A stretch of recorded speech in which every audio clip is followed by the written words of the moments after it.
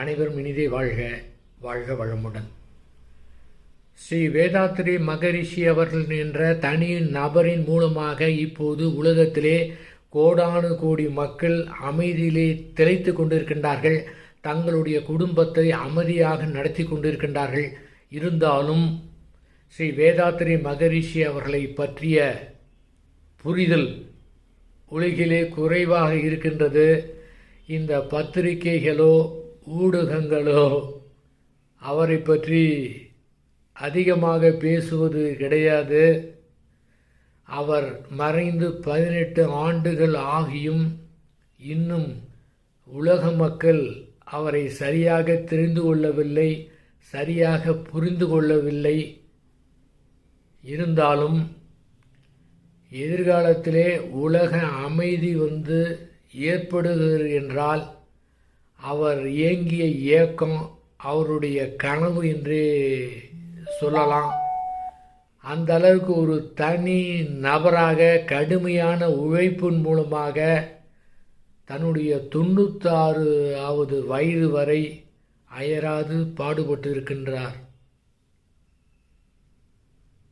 வள்ளலார் விட்ட பணியை ஸ்ரீ வேதாத்ரி மகரிஷி அவர்கள் தொடர்ந்தார். ஸ்ரீ வேதாத்ரி மகரிஷி அவர்கள் செய்த பணியை இப்போது ஸ்ரீ பகவத் ஐயா அவர்கள் தொடர்ந்து செய்து கொண்டிருக்கின்றார்.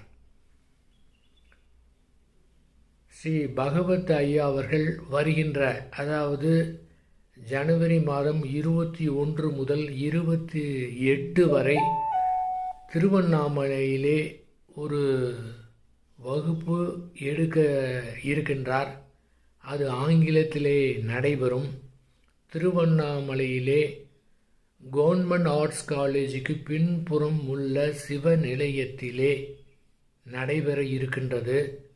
காலை 10லிருந்து 12 மணி வரை, மாலை 4 மணியிலிருந்து 6 மணி வரை நடைபெற இருக்கின்றது.